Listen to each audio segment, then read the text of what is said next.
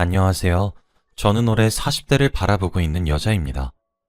저에게 얼마 전 아주 충격적인 일이 일어나서 한번 풀어볼까 해요. 저는 어렸을 때부터 아빠와 남동생, 그리고 이렇게 셋이서 살았습니다. 아주 어렸을 때에는 엄마와 함께 내 가족이서 살았는데 어느 순간부터 집에는 엄마가 없고 아빠만 있더라고요. 제가 초등학생이 되니까 아빠는 엄마와 이혼을 했다라고 말씀하셨고, 당시 어렸던 저는 이혼이 뭔지는 몰랐지만 대충 엄마와 아빠가 같이 살지 않는다는 건 이해하고 있었죠. 엄마가 아빠와 이혼하기 전에 아기를 낳고 나갔는데 그 아이가 바로 남동생이에요. 아빠는 혼자서 갓난아기인 남동생과 저를 혼자 키우시면서 악착같이 사시다 보니 그때 저는 엄마가 아빠를 도와주지도 않고 저희를 버리고 나간 나쁜 사람이라고 생각했습니다. 그리고 아빠도 늘 엄마가 아빠와 따로 사는 이유는 엄마 때문이야 라고 말을 해서 엄마를 보고 싶어 하는 마음도 그리워하는 마음도 없었어요.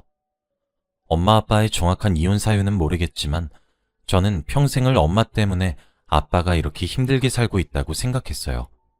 그런데 동생의 생각은 달랐나 봅니다.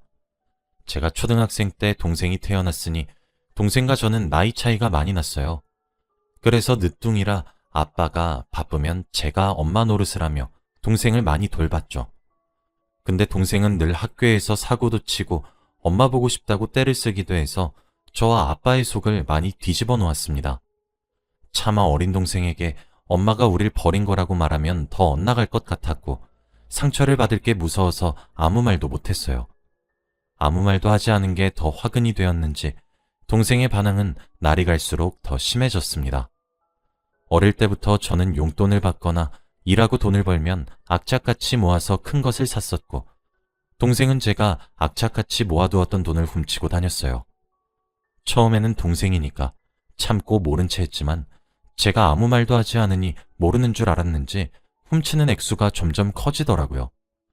아빠에게 다 말하면 동생은 무조건 맞으면서 혼낼 게 뻔했기에 제 선에서 정리하려고 돈 훔치지 말라고 했어요. 그런데 동생은 그때마다 엄마 줄 거다라고 하며 제 속을 더 뒤집어 놓더라고요. 엄마 안 와. 너 언제까지 엄마 타령할 거야? 엄마 얼굴 기억도 안 나잖아. 내 친구들은 다 엄마 있는데 난 왜 엄마 없어? 엄마는 꼭 돌아올 거야. 당시 초등학교 저학년이었던 동생은 엄마를 그리워하고 보고 싶은 티를 팍팍 내면서 말도 안 되는 핑계로 돈을 훔쳤어요. 그때는 얘가 진짜 돈을 훔치고 싶어서 엄마 핑계를 대는 거라고 생각했습니다.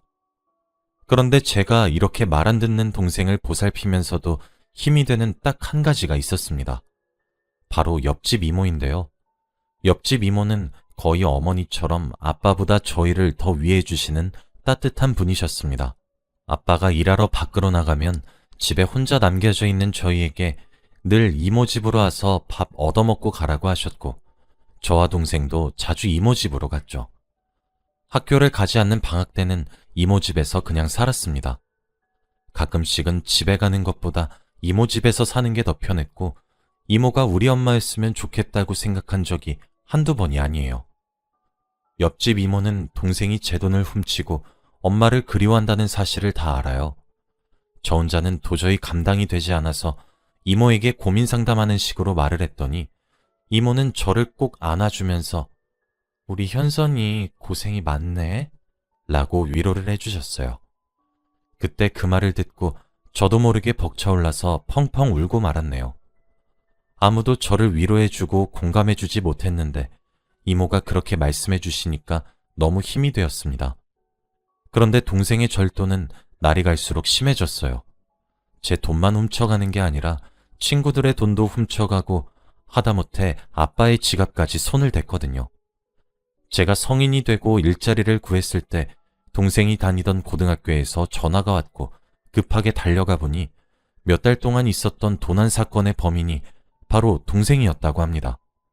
담임 선생님은 엄마가 없어서 애정결핍이지 라고 하며 이게 다 엄마 없는 탓이라고 했고 애정결핍이라 물건을 훔치면서 푼다고 했어요. 담임이 동생을 비꼬는 말투는 짜증이 났지만 애정결핍 때문에 동생이 그런 행동을 하는 건 예상했었기 때문에 아무 말도 할 수 없었죠. 동생이 학교에 들러 쓴소리를 들은 후 곧장 옆집 이모 집으로 갔습니다. 있었던 일들을 다 말씀드리니 이모는 저를 빤히 쳐다보시면서 갑자기 눈물을 닦으시더라고요. 갑자기 왜 그러시냐고 물어보니 이모는 아휴, 가여운 것들 이라고 했습니다.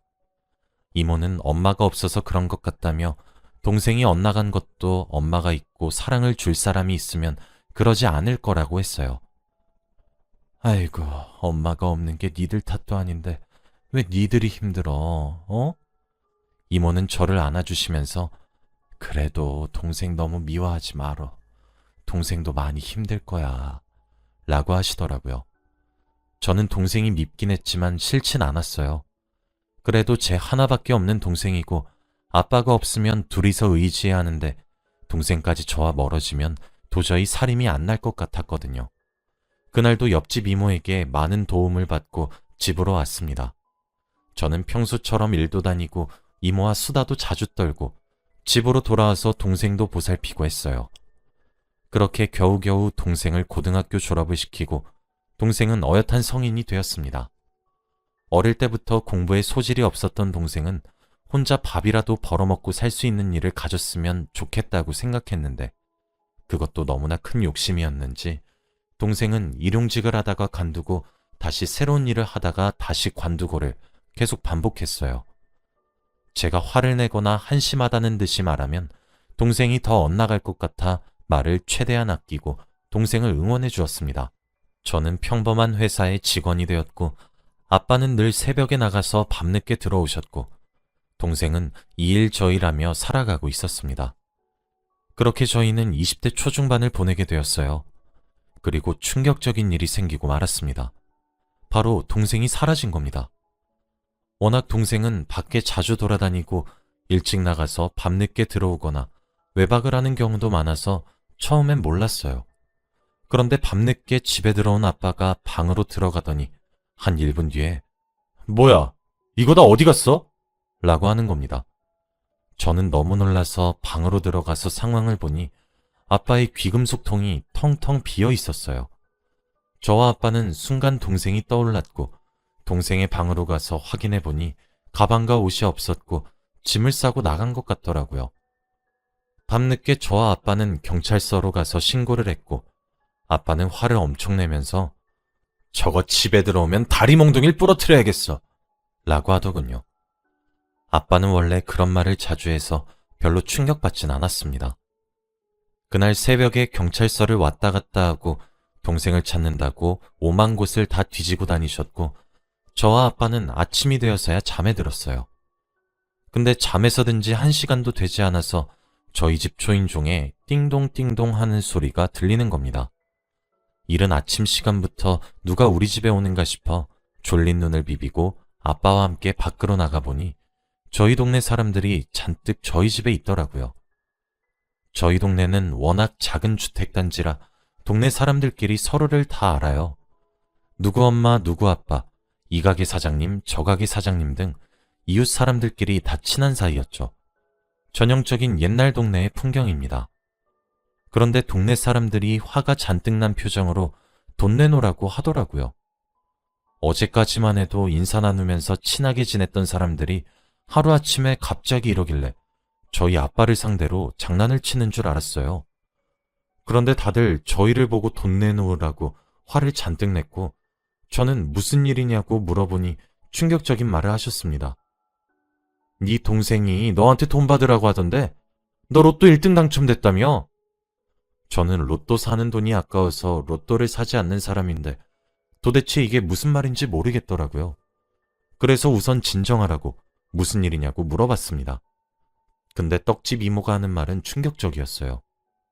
야, 네 동생이 우리한테 돈 잔뜩 빌려가 놓고는 너 로또 1등 당첨됐다고 네가 돈 불려서 준다고 했어. 도대체 이게 무슨 말인가요? 동생이 돈을 빌려갔다뇨? 동생은 정말 제정신이 아닌가 봅니다. 어떻게 제 이름을 팔아서 돈까지 빌려가나요? 아빠의 귀금속만 훔친 줄 알았던 동생은 동네 사람들 돈까지 싹 다 훔쳐갔다더군요. 저희가 워낙 어릴 때부터 이 동네에서 살았고 모두가 다 아는 사이라 동생한테 쉽게 돈을 빌려주신 것 같아요. 그리고 동생이 엄마가 없는 불쌍한 티를 내면서 돈을 더 많이 빌려갔다고 하더라고요. 동생은 사라지기 얼마 전 저희 동네에 있는 한 가게에서 갑자기 소리를 치고 1등 당첨이다 라고 했대요. 그 가게에 있던 저희 동네 사람들이 전부 다 놀라서 쳐다보니 동생은 저희 누나가 로또 1등 당첨됐다라고 했답니다. 그 뒤로 동생은 불쌍한 티를 팍팍 내고 로또 당첨금으로 누나가 돈을 더 붙여서 줄 거라고 하며 빌리고 다녔대요. 동네 사람들은 저희의 딱한 사정을 알고 다 할머니 할아버지들이시라 사기를 치지 않을 줄 알고 동생한테 돈을 빌려준 거고요. 저는 동생이 대체 밖에서 뭔 짓을 하고 다니길래 이렇게 많은 돈이 필요한지 궁금했습니다. 동생은 성인이 되어서도 어릴 때의 버릇을 고치지 못했고 이렇게 많은 사람들까지 피해를 입혔죠. 동생이 이웃들에게 빼앗아간 돈들을 다 합치면 어마무시했고 아빠와 저는 우선 집으로 돌아와서 어떻게 해야 하냐고 의논했죠.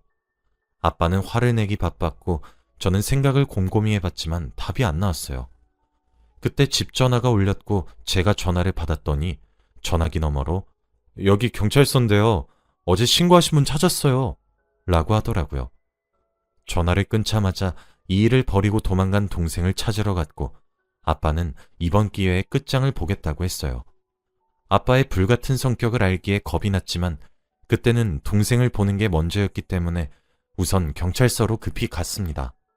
경찰서에 가니 동생의 얼굴이 완전 죽이 돼서 조사를 받고 있더라고요. 아빠는 동생을 보자마자 손이 먼저 올라갔고 맞을 뻔한 동생을 경찰들이 겨우 막아줘서 맞지 않을 수 있었어요. 아빠는 경찰에게 저지당하면서 야 이놈아, 집안 망신을 시켜도 유분수지 어떻게 동네 사람들 돈까지 뺏어가? 너 일로 와. 오늘 너 죽고 나 죽자. 너는 아빠 아들 할 자격 없어. 내가 널 어떻게 키웠는데 라고 했죠. 그런데 거기다 대고 동생은 갑자기 아빠가 날 어떻게 키웠는데? 엄마 도망간 거 다 아빠 때문이잖아. 나도 아빠 같은 아빠 필요 없어. 라고 하더라고요. 저는 그 말을 듣고 얘가 드디어 미쳤구나 싶었습니다. 아빠는 경찰에 의해서 경찰서 밖으로 쫓겨나갔고 저는 그런 동생에게 아빠 대신 화를 냈어요. 야, 너 도대체 밖에서 뭐하고 다니길래 그런 말을 해? 아빠가 혼자서 어떻게 우리 키운지 몰라? 엄마는 우릴 버린 거라고. 내가 지금까지 말 안 한 이유가 너 상처받을까봐 그런 건데 네가 그렇게 말하면 누나가 사실대로 말할 수밖에 없어. 엄마가 우릴 버린 거야. 엄마가 잘못해서 집을 나간 거라고. 동생은 제 말을 절대 믿지 않았고 누나는 아무것도 몰라. 엄마가 집을 나간 건 다 아빠 때문이야. 아빠는 아무것도 한 게 없어. 오히려 잘못했다고. 라고 했죠. 저는 말이 통하지 않는 동생을 보고 화를 주체하지 못한 채 결국 동생의 뺨을 때려버리고 말았습니다. 경찰서에서는 짝소리가 널리 퍼졌고 그곳은 한순간에 정적이 흘렀어요. 동생은 저에게 맞은 뺨을 어루만지면서 눈물을 뚝뚝 흘렸고 저도 처음으로 동생의 뺨을 때린 거라 저 스스로에게 되게 놀랐습니다. 그때 동생 담당 경찰이 와서 저와 동생을 우선 의자에 앉혔고 충격적인 이야기를 하더군요. 저 누나분 오해가 있으신 것 같은데 라고 말을 시작했습니다. 네? 무슨 오해요? 얘가 돈 들고 튄 거고 잡혔으면서도 반성하지 않은 게 이게 오해인가요? 아니요. 동생분이 돈을 들고 간 건 다 이유가 있어서요. 동생분은 포항에 있는 버스터미널에서 발견됐는데 방금 조사하다가 알게 된 게 거기 있었던 이유가 어머니를 뵙고 온 길이었대요. 저는 갑작스런 경찰의 말에 엄청 놀랐고 저는 얼굴도 기억나지 않는 엄마를 동생이 봤다는 게 너무 당황스러웠습니다. 저희가 갑자기 이런 말을 해서 놀라실 텐데 자세한 건 동생분과 이야기해보세요. 아마 어머니를 뵙고 오고 나서 동생분도 많이 당황스러우실 거예요. 저는 그 말을 듣고 믿기지 않았고 동생이 도대체 어디서 엄마의 정보를 들었는지 궁금하더라고요. 그치만 저에게 엄마는 아직까지도 저와 동생을 버리고 간 엄마였고 그런 엄마를 보러 갔다는 게 어이가 없었어요. 우선 집으로 돌아와서 동생에게 무슨 말을 어떻게 꺼내야 할지 고뇌를 하고 있었습니다. 그렇게 밤이 되었고 잘 준비를 다 한 채 누워있는데 갑자기 모르는 번호로 전화가 오더라고요. 이 밤중에 누가 전화를 하나 싶어서 받았더니 한동안 아무 말도 안 하는 겁니다. 장난 전화인가 싶어서 끊으려고 하니 전화기에서 현선이니? 라고 하더군요. 잘 기억에 나진 않았지만 분명 낯익은 목소리였습니다. 왠지 모르게 그 목소리를 들으니 가슴이 벅차올랐고 눈물이 나더군요. 눈에서는 눈물이 뚝뚝 떨어지고 있었고 몇십 년 만에 들어본 목소리에 목이 메이기 시작했습니다. 그건 바로 엄마였어요. 아무리 미운 엄마지만 목소리를 들으니까 그 마음이 싹 사라지더라고요. 그런데 엄마가 갑자기 내일 시간 되면 혹시 엄마 좀 보러 올래? 라고 하더군요. 저는 엄마가 보내준 주소로 아빠와 동생 몰래 갔고 그곳은 포항이었어요. 그런데 한 병원이더라고요. 엄마가 소개해준 병실로 들어가서 몇십 년의 엄마를 봤는데 정말로 그때와 달라진 게 하나도 없이 아름답고 예뻤습니다. 엄마와 저는 서로를 보자마자 눈물이 차오른 채 부둥켜 안고 엉엉 울었어요. 몇 분간 계속 울면서 그동안 서로 어떻게 살았는지 이야기를 나누었습니다. 그런데 엄마가 한 이야기는 아주 놀라웠어요. 사실 현민이가 얼마 전에 찾아왔어. 나도 많이 놀랐는데 아마 옆집 이모 있지? 그 이모가 알려준 것 같아. 나랑 아주 친했거든. 그렇게 현민이랑 며칠 동안 계속 붙어 있었는데 너무 행복하더라. 그런데 현민이가 갑자기 내 병원비를 내주겠다고 하는 거야. 그래서 안 된다고 했는데 돈을 어떻게 또 구해왔더라고? 그런데 그게 훔친 돈인 줄 몰랐어. 너한테 미안하다는 말 하려고 이렇게 불렀단다. 저는 당연히 동생이 돈을 훔쳐서 노름을 하는데 쓰는 줄 알았는데 엄마를 찾아서 병원비를 내주려고 그랬다뇨. 그리고 엄마가 말한 충격적인 내용은 따로 있었습니다. 엄마와 아빠가 이혼하게 된 이유는 바로 아빠의 가정폭력 때문이라고 하더군요. 아빠가 저희를 키울 때부터 폭력적인 성향이 있으셨는데 그게 엄마한테는 더욱 심했대요. 그래서 어쩔 수 없이 도망쳤고 옆집 이모는 저희 엄마가 도망치기 전부터 친해서 다 알고 계셨고요. 그래서 저희에게 가엾다고 불쌍하다고 말씀하셨던 것 같아요. 동생은 옆집 이모에게 엄마가 어디서 어떻게 지내는지 알아내서 혼자 일을 처리하려고 했던 거죠. 아빠가 저희에게 엄마가 잘못해서 나간 건 다 거짓말이었고요. 그리고 엄마는 지금 아빠의 가정폭력으로 인해서 후유증이 남았고 병원 생활을 오래 했다고 합니다. 저는 몇십 년 동안 몰랐던 엄마의 충격적인 반전에 대해서 알게 돼서 너무 놀랐고 믿었던 아빠가 거짓말을 했다는 게 너무 화가 나더라고요. 그리고 무엇보다 제가 오해해놓고 동생의 뺨을 때린 게 너무 미안했습니다. 저는 엄마와 한참 이야기를 나눈 후 집으로 돌아와서 동생에게 사과했어요. 미안해. 엄마 만나서 이야기 다 들었어. 라고 했죠. 동생도 괜찮아. 근데 누나, 나 엄마랑 같이 살고 싶어. 라고 하더라고요. 동생의 말에 놀라긴 했지만 이해할 수 있었고 저는 그날부터 혼자서 살기로 결심했습니다.